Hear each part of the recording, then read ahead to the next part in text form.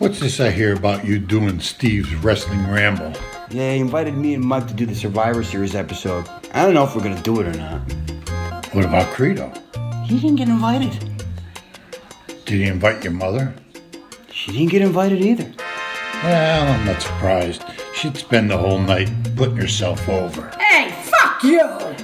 Bite my shorts. Oh, Jesus.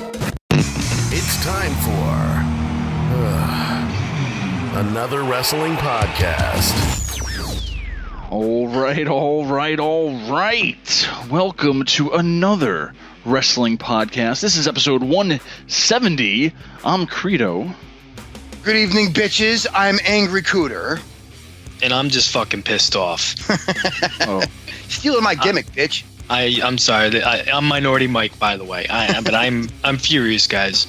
It's just over the weekend, this couple moved into the apartment upstairs for me. And first of all, let me just say, I've been inside that upstairs apartment. It is fucking tiny.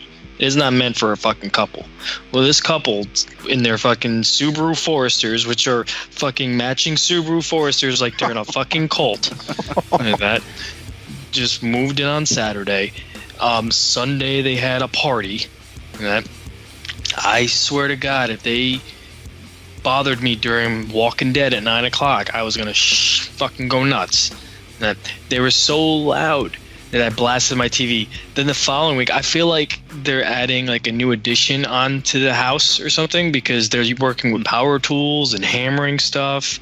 And now, currently, as I speak, they're upstairs like walking around. Like I feel like they're just walking in circles. I really Mike, do me a favor. Remind us what you were doing in that upstairs apartment that you were up there.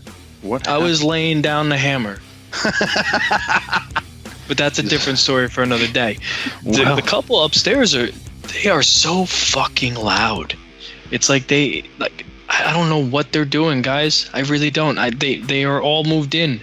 What are they building up there? A dance floor? What the fuck? We should do I that. think Mike's gonna have to move again. That means we're gonna be off air for another month. We'll just take the podcast to their room and just have them join the show. I apologize. I apologize to everybody in advance because if you start hearing power tools, that's because they're constructing some type of contraption upstairs. I don't know.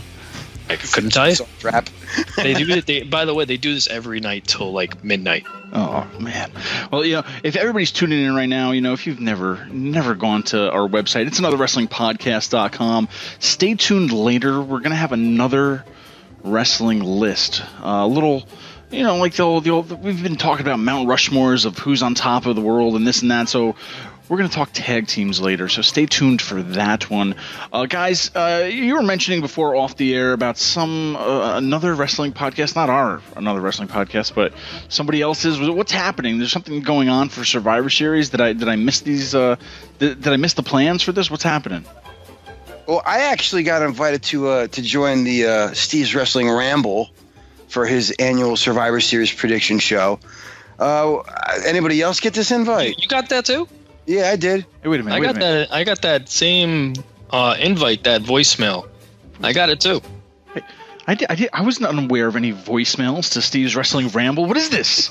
I don't know if you're part of the cool kids club then. I don't know, man. Three's a crowd, bro. Three's a crowd. All right. Well, maybe I'll be the third guy one day, but I have yet to receive my invite.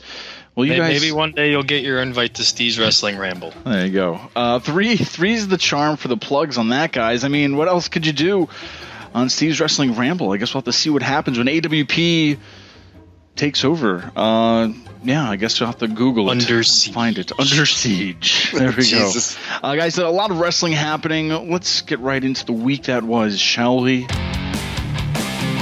All right, now, first up, coming up, guys, happening on November 7th. If you don't follow me on Twitter, please follow me at Credo. Cheap plug, The Price of Fame coming out with Ted DiBiase. I had the pleasure of interviewing him and the director for the movie.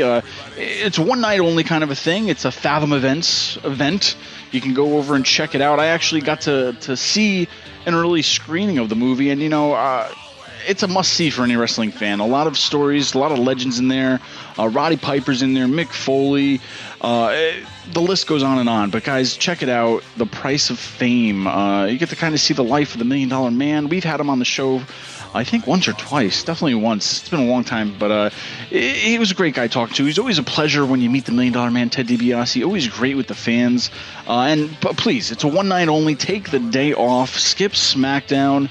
It's happening Tuesday night. Check it out. thepriceoffame.com for tickets. We'll probably be at the theater, so you probably run to us somewhere. Who knows? But guys, I feel like the whole world is getting soft out there. I mean, the whole world of social media, that's how we kind of get our voice out there with the show. People like to tweet, like the Facebook, Instagram, all that stuff, and it's come down to where people just can't say anything they want. And the new recruit, Lio Rush, got kind of a little bit in trouble with what he was tweeting. Kuter, did you see this online, what his comments were? Because when I heard that he almost got fired or could have been fired from this, I was like, crap, what the hell did he say? And it really wasn't that big of a deal, I don't think. I thought it was kind of funny, but I guess a lot of people didn't think that. What I think is even more funny wasn't it last week where I said at the drop of a hat, she could be the next Jinder Mahal and, go from a scrub on Raw to a SmackDown champion. And literally a few days later, well, don't I feel like a dumbass? She got canned. She took the different route that Jinder Mahal did. She took Jinder Mahal's first route. Because Jinder Mahal was like, a scrub and then got let go. So maybe we might see Emma back. Who knows? Or maybe she might just, keep it on the indie scene where she could be appreciated. Credo, I don't know, man. I see these comments and we've seen people tweet and just write posts on Facebook that were way worse. It wasn't even like that bad. It was like, I guess that's what happens when you're not ready for Asuka with a little clown face. Well, she just faced Asuka and got fired.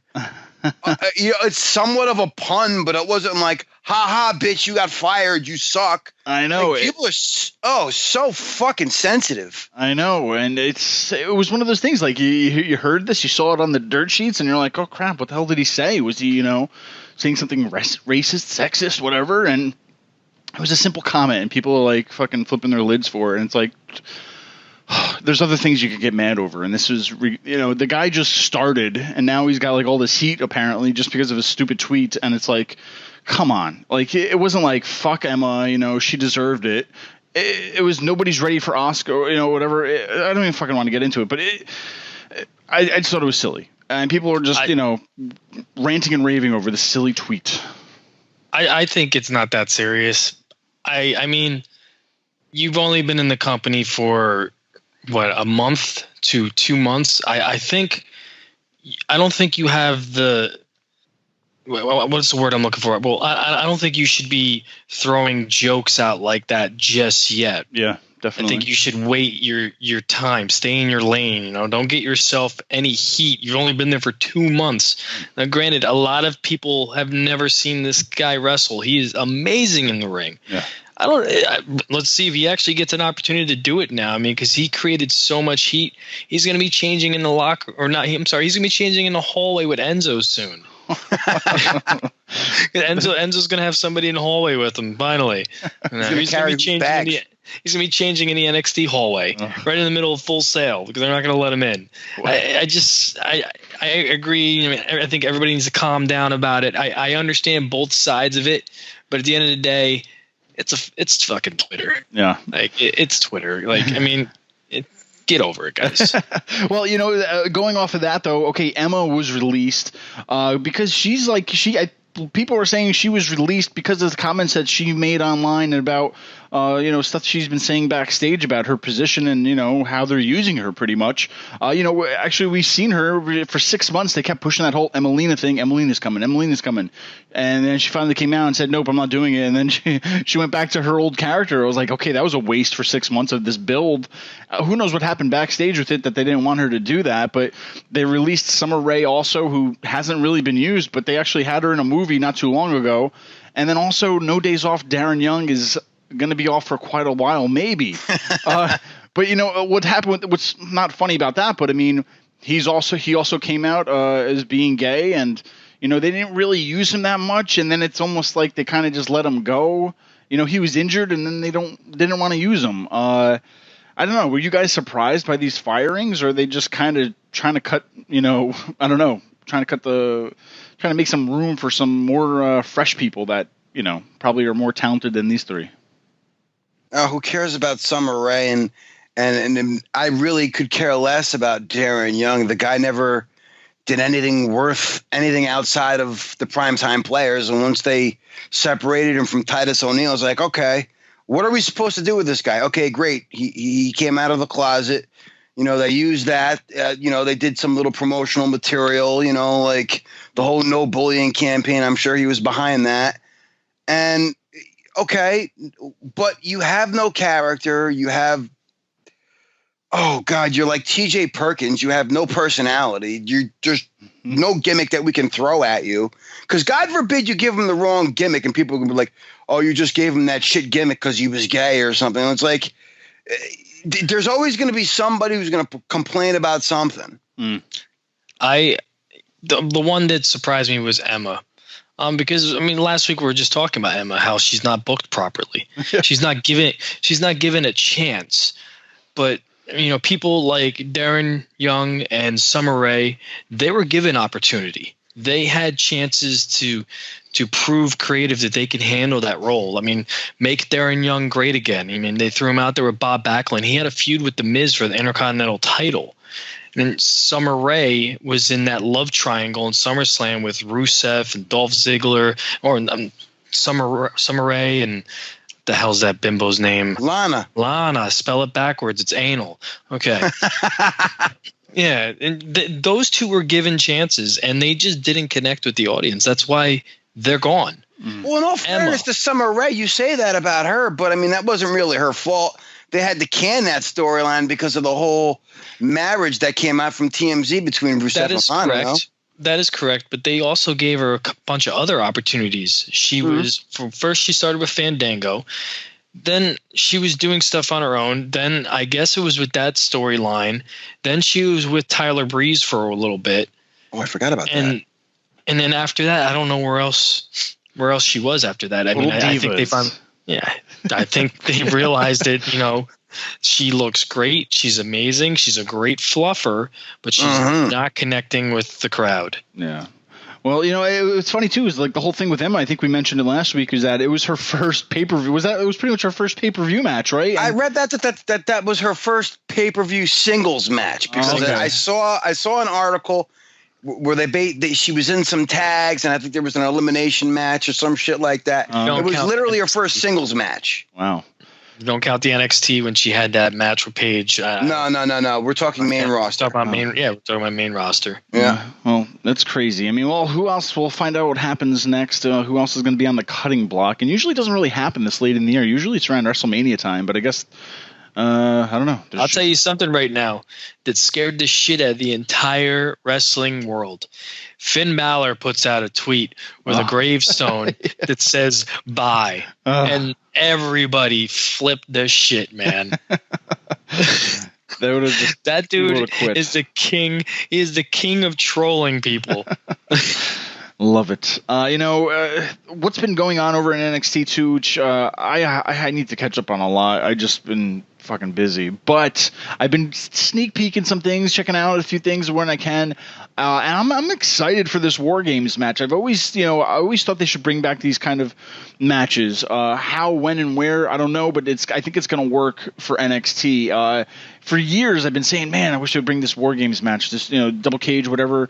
They actually just put out the rules to it. I don't know if you guys kind of want to go over the rules or somebody wants to talk about them, but have you been watching the promos? Are you excited for War Games for NXT? It's definitely different and definitely, just something to make you tune in for just the nostalgia feel and to hell. To see what they're going to do for NXT.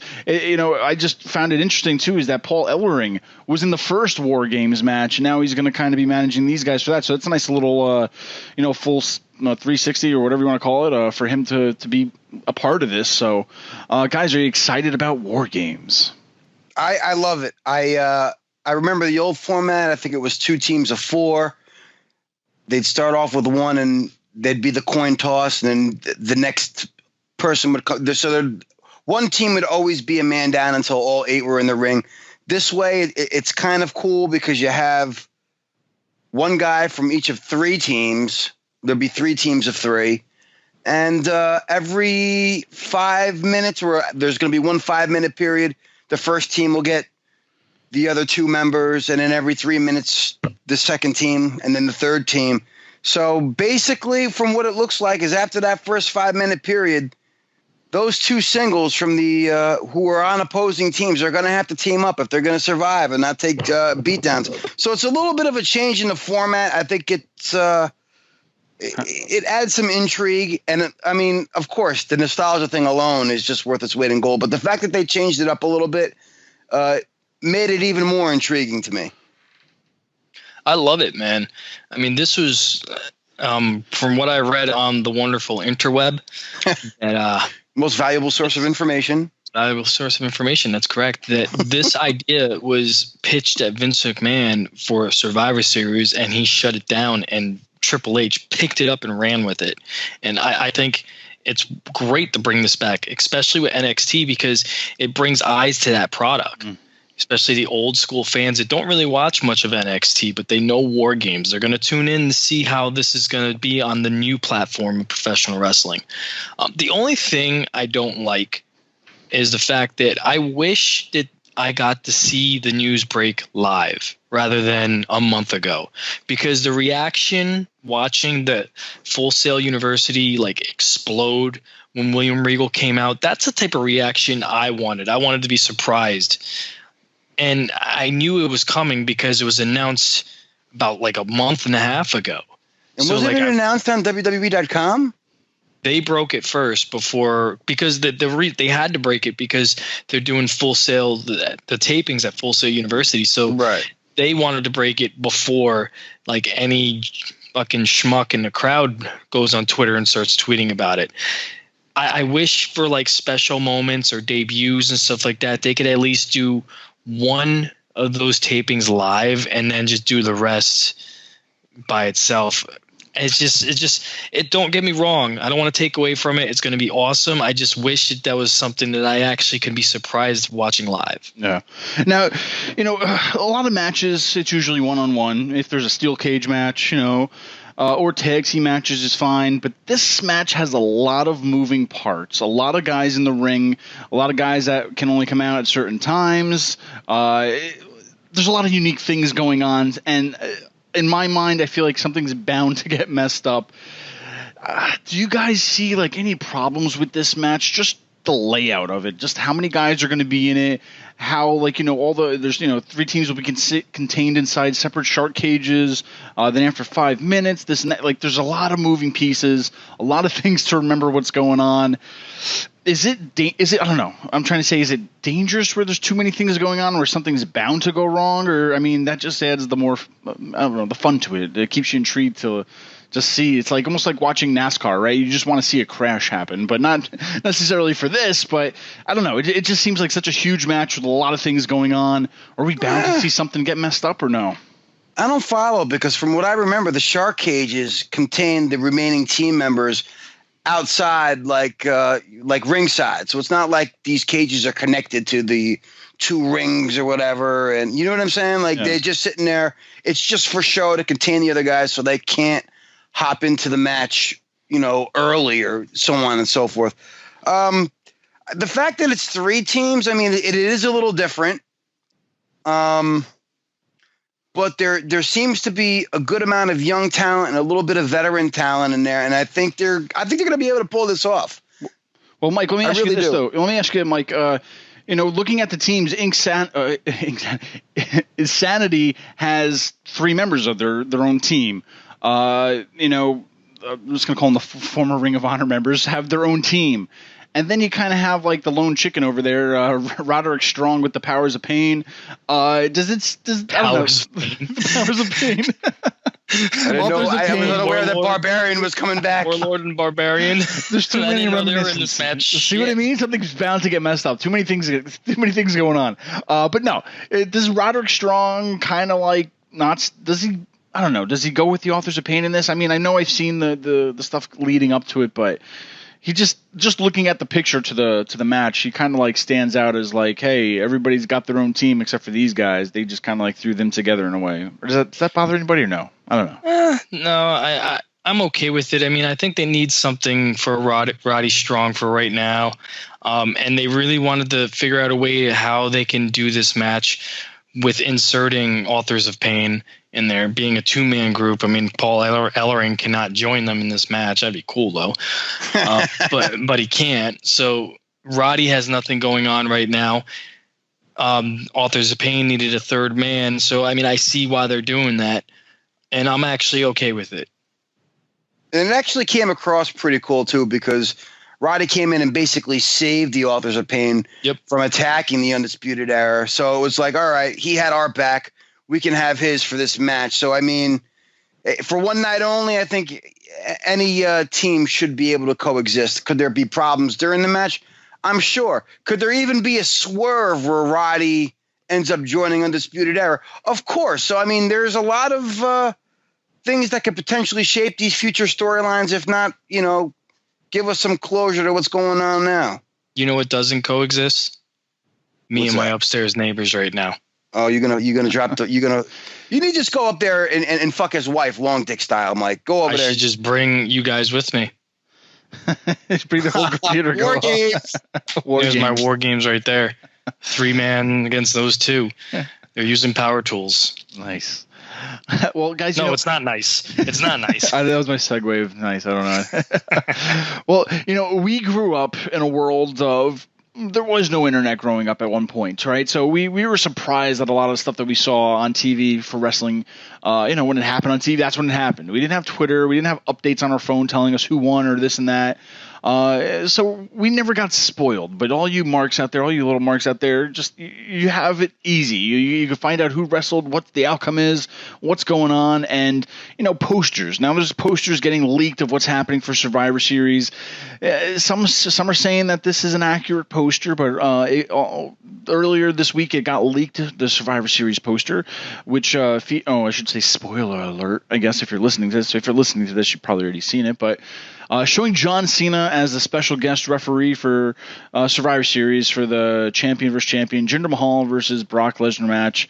Guys, I mean, are we spoiled? We're like, why does it even matter at the end of the day? Or can't they just, I don't know, stop leaking shit, I guess. But I mean, do you guys want to see this? Has John Cena accepted his role as just being that guy to help, I don't know, fill the missing pieces, I guess. Does anybody else ever think that like sometimes they leak potential to see what happens, like possible things that could happen, just to see what the fans will think about it, and then be like, "Whoa, that's not true. That's not happening." Yeah. If it's really shitty and like there's a lot of backlash from That's a good point. Sometimes I wonder they use the internet to gauge interest on possible things that they want to do. Well, this kind of goes with it too, and maybe Mike, you could respond to this because this is what we were talking online earlier today. The WWE announced breaking news: AJ Styles is going to fight Jinder Mahal Tuesday on SmackDown for the WWE Championship. And it was like, okay, wasn't he fighting Rusev for the spot in Survivor Series or whatnot?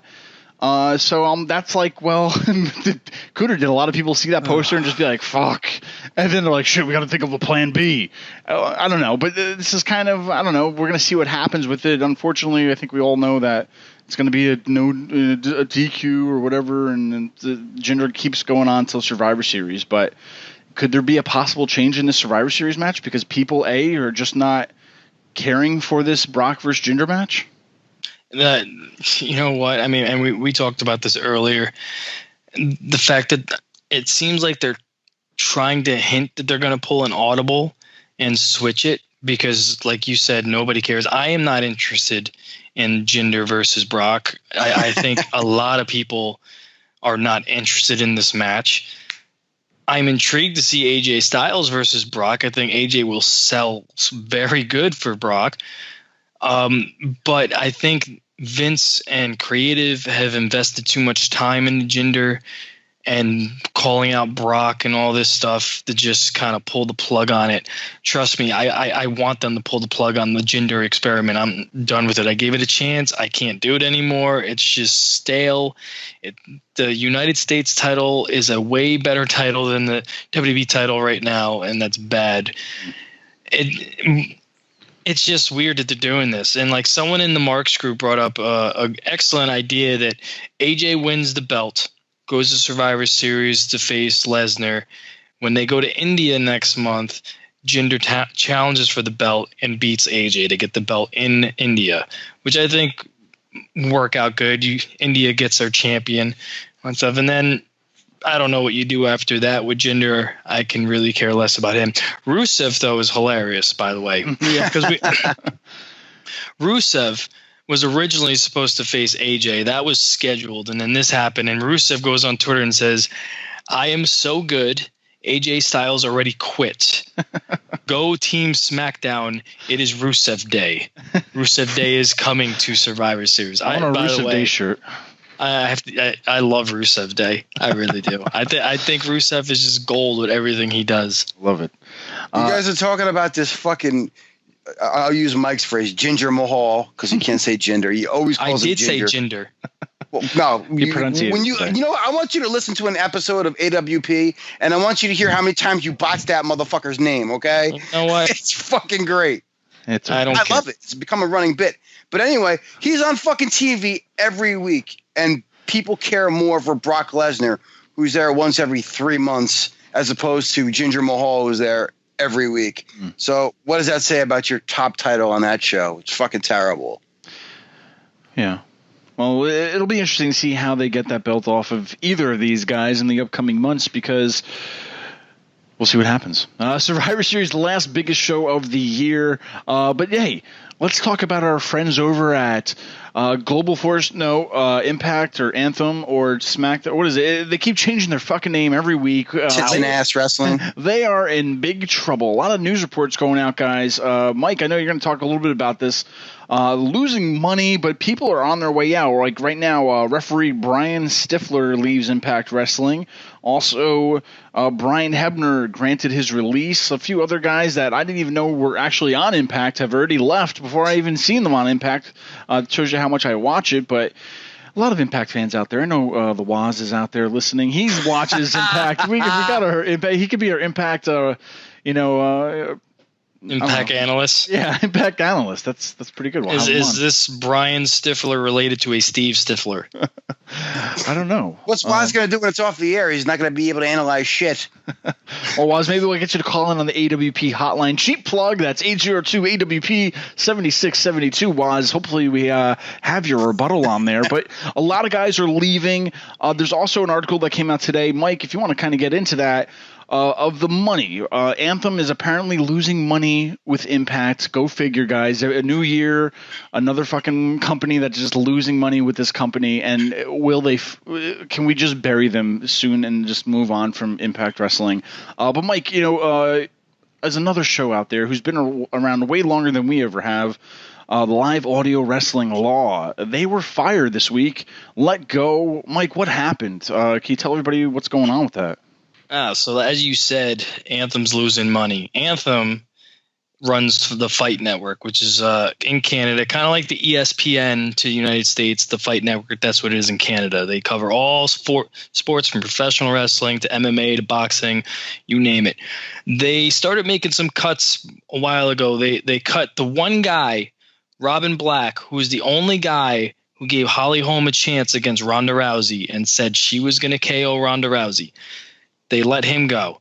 A couple months later, fast forward to Monday, they let the guys go from Live Audio Wrestling. John Pollock, who in my opinion is one of the best MMA analysts in the game, and that one of the best professional wrestling analysts in the game. They let go the rest of the staff. Now, this is a show that I've been listening to since I was in high school. It's probably 16 years old. This show's been ran for 20 years, and they cut it randomly because I literally remember they air that show live. It's Sunday nights, and I catch it Monday morning in the podcast version, and literally as I'm done listening to it at work, an hour later they put out the tweet that the show is no longer going to be happening. They're on a short hiatus, and then pretty much the entire staff was let go. And, I mean, Impact ruins everything. They really do. Fuck that owl. Oh my God, that fucking owl. They ruined the Broken Universe. They ruined a show from Canada that I actually liked. Like I said, I've been listening to it since I was 16 years old. This is fucking ridiculous. What are they going to do next? Huh? Well, what are your thoughts, Kuter? Any angry comments about Impact Wrestling? Is it pretty much the Titanic right now? I mean, and if they fall under this time, basically, if they, run out of money, Anthem just gets rid of them. Can we just put them to bed and just get rid of, put them in the grave, bury them, let Ring of Honor, go in their spot, Bury a live match with them or something? Can we just not resurrect Impact Wrestling anymore? Pretty much. Impact Wrestling. What's Impact Wrestling? Moving on. That's all we needed. That's our segue, guys. I do that every time you bring up that shit. Moving on. I don't want the Waz chasing after me. That motherfucker already owes me a power bomb. And you know what? It's sad that, I get why you throw out the moving on when we talk about Impact. Trust me, I don't think anybody watches Impact. And it's kind of sad because they do have a lot of great performers. And they got a lot of great in-ring talent. It's not the talent, it's management that's fucking everything up for everybody. Not just the wrestlers, but the fans and the staff. And it's just ridiculous. Like you said, they just need to end this already. It's just painful. I'm just sitting back waiting. Now we know why Jeff Jarrett's in rehab, guys. And that's what I said last week. I mean, if I was working for fucking Impact too, I'd probably go to rehab. All right, ladies and gentlemen, the must-see matches of the week, a.k.a. the Angry Kuter mixtape. One match from all 4 shows that I watch: Raw, SmackDown, 205 Live, NXT. Of course, this is all conjecture. It's my opinion, so you can feel free to agree with me or disagree with me. Either way, I don't give a fuck. This is my opinion. Suck a dick. For Raw, I went Samoa Joe versus Apollo Crews. I thought that was probably the best match on Raw, not just because of the Samoa Joe return, but it seems like the man has not lost a step, not an ounce of ring rust.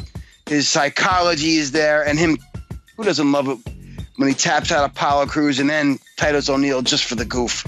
So, 2 thumbs up for Samoa Joe. SmackDown, I really wanted to give it to Nakamura versus Owens, but that 2 out of 3 match between Rude and Ziggler stole it. You know why? Because fuck WWE and their distraction finishes. Mike, this is one of your pet peeves. You hate the distraction finish. When they can't come up with one, that's what they throw out there, right?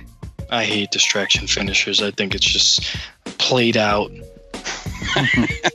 If they don't know how to get out of a match, distraction finish. Oh, so goddamn. All right. Moving on. 205 Live.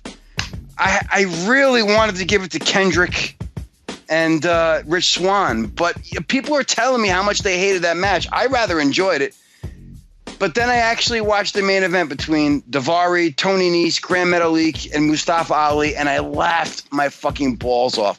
This match was like a train wreck with nothing but funny shit. I mean, Mustafa Ali comes off with a leg drop at the end of the match with a broom between his legs like he's a witch. At one point, Tony Nese grabs a bag thinking that it's thumbtacks, and he dumps it out in the ring, and it's fucking candy corns.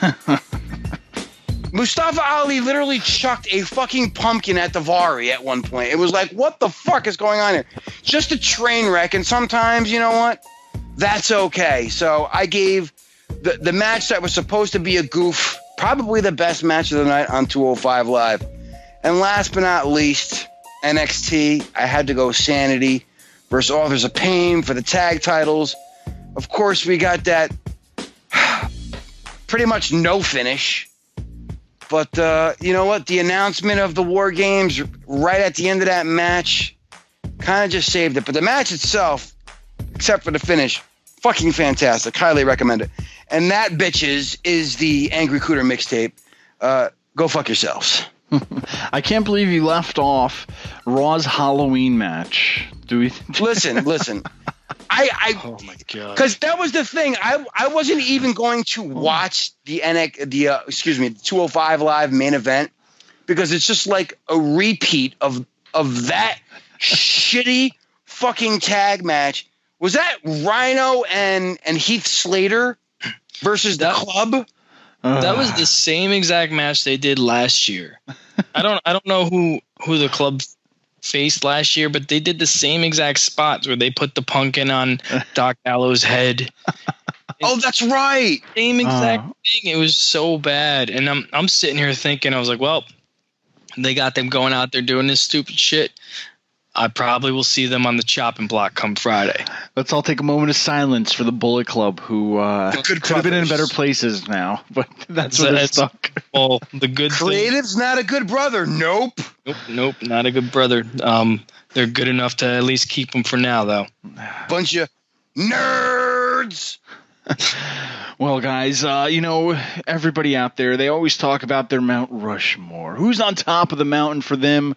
Hey, there's a lot of top things out there besides just top wrestlers. From tag teams, which we're going to get into, to tons of other topics. Maybe we'll get to on other shows. But tonight, we're going to give just another wrestling list, if you will. AWP's top tag teams today. We're each going to run down our tag teams, who we loved through the years, who's on our top of the list, our Booker T top whatever. So guys, let's give our top tag teams. Let's give us reasons why they're your top tag teams. Let's get into it. Do you love people's answers? Do you hate them? And let's talk about each other's top tag teams, shall we? Now, guys, Credo, throw your top 4 out first. Who did you pick? So top 4, guys. We could do the top 5, but no, we gotta be unique here. We got a top 4 here.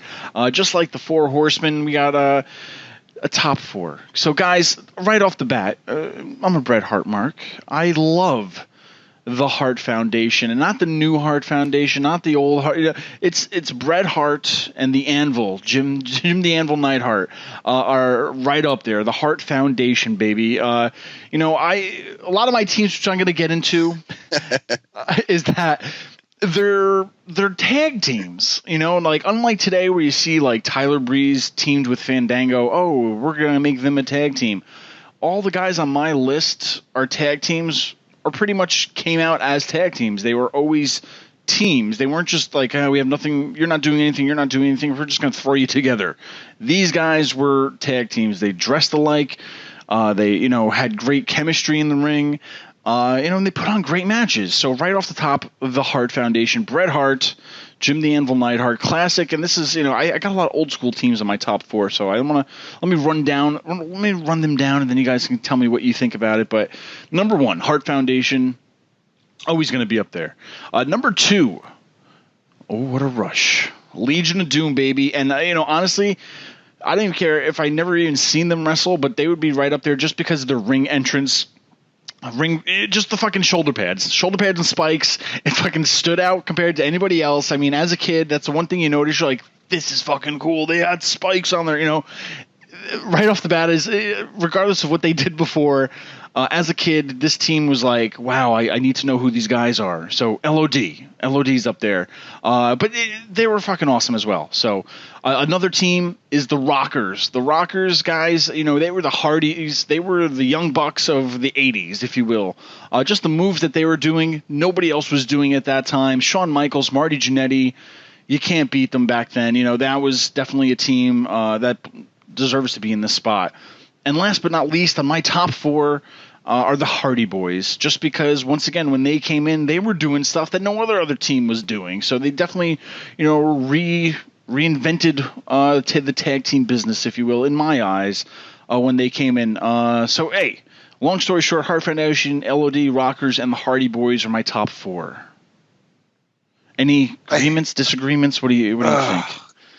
You love it, Kuter. Let's run down all of our lists, shall we? And then we'll just shit on each other because believe me, it's coming, boys. It's coming. All right. Let me throw my list out there. Of course, number 1, I think this is going to be universal for all of us, but I did throw Legion of Doom up there. Classic. Number 2, and I'll get heat for this one because it's an ECW team. But I threw the Dudley Boys out there. They got more WWE title reigns than any other team in history. So, boom, Dudley Boys. I originally had the Outsiders on my list, and I was like, I mean, Kevin Nash and Scott Hall, I took them off, and I replaced it with the Brainbusters.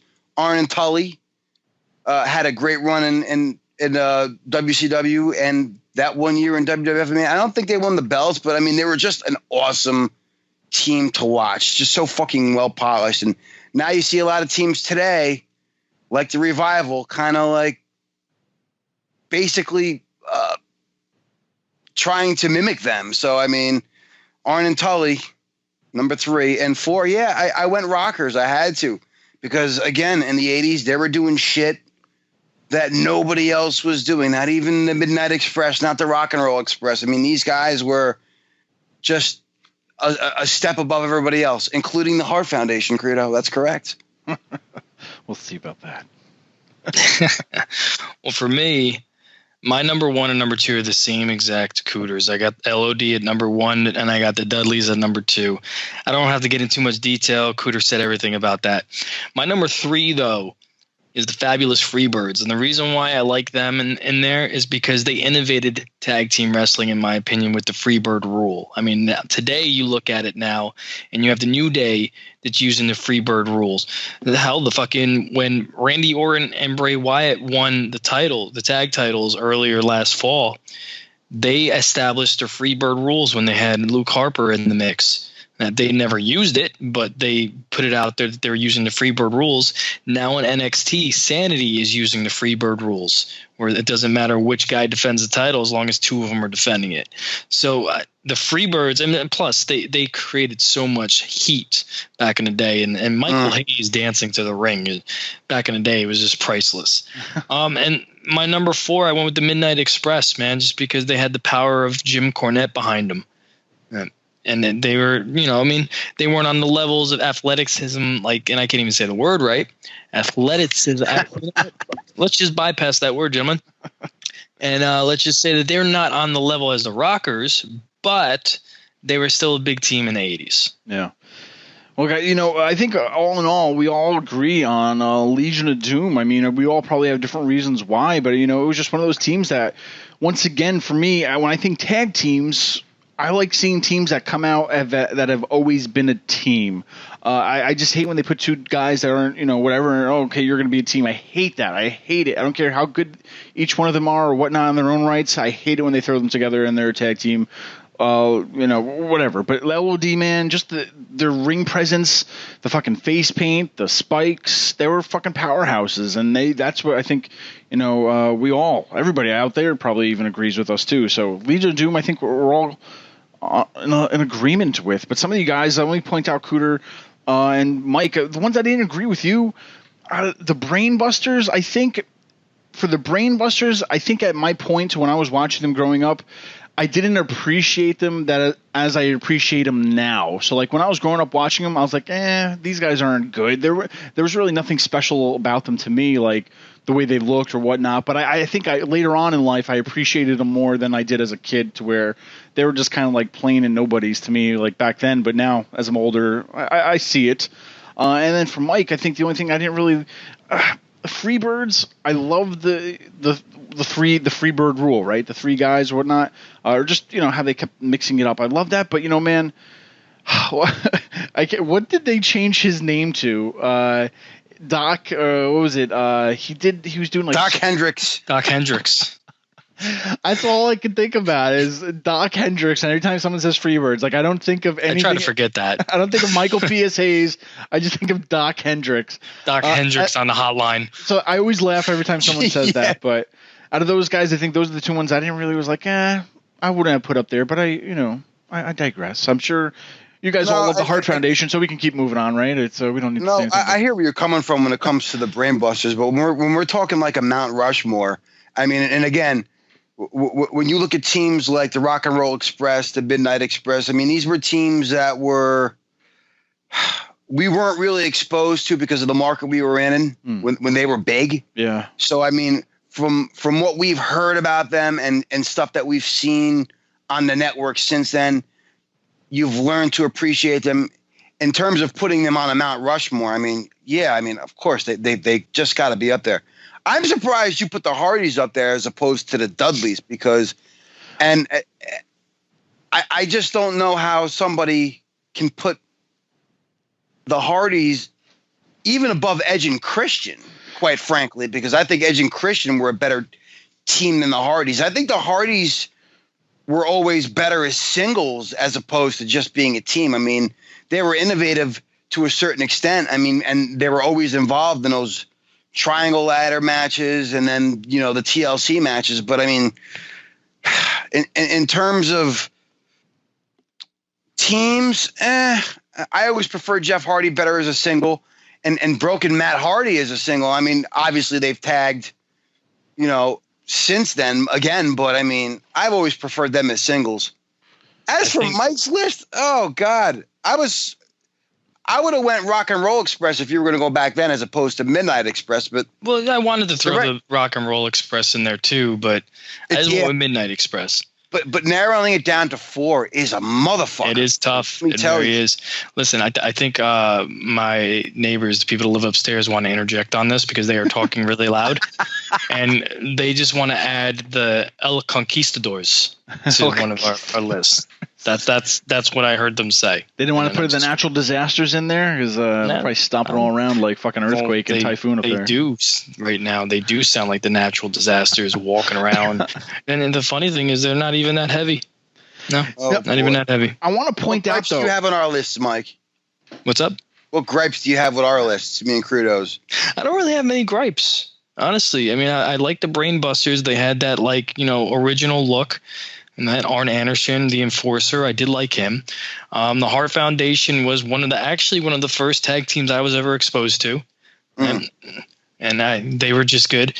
I really didn't have any gripes. I don't really have many gripes with anybody's choices because that's your choices. It's not my choices. I have different choices. You have different choices.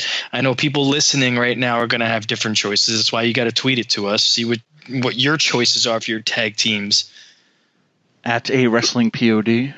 I was going there, but then my neighbors just started stomping. So let's throw out some honorable mentions, guys that we wanted to put on the list but just didn't have some room, because I'm actually surprised one of us didn't put Demolition on there. I think if they could stay healthy and then Creative can book them properly, the Revival, I think at the end of their careers, they're going to be probably one of the greatest tag teams because in ring, they are amazing.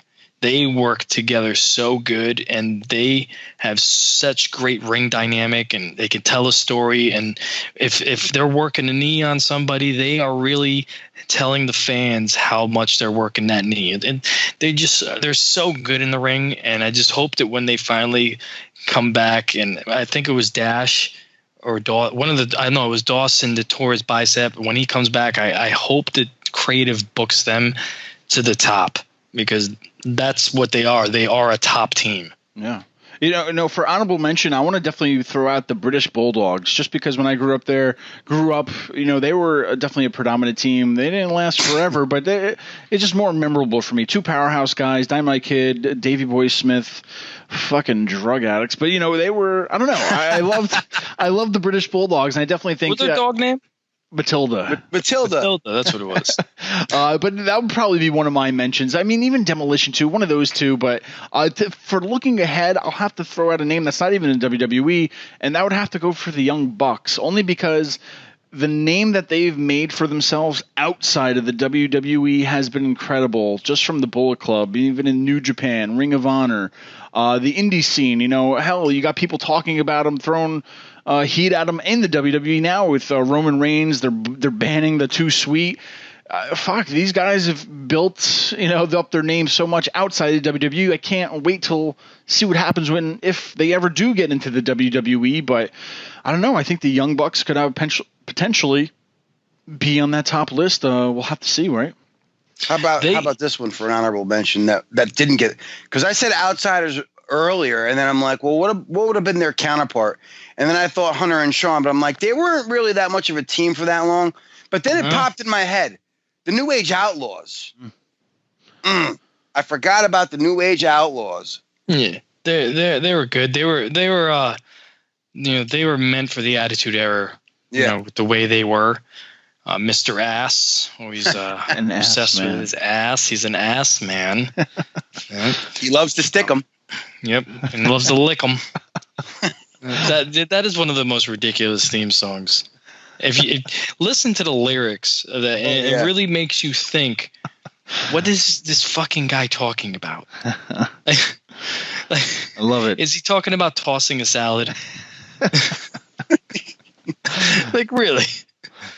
Going back to the Young Bucks, though, I think if they never make it to the WWE, I think that they're going to be probably the best tag teams of all time that have never made it to the WWE. That never did that. I mean, with the whole invasion thing and all that stuff, the WWE, they sent the cease and desist out to them, hoping that would put like a halt on what they're doing, and instead it made them so much stronger.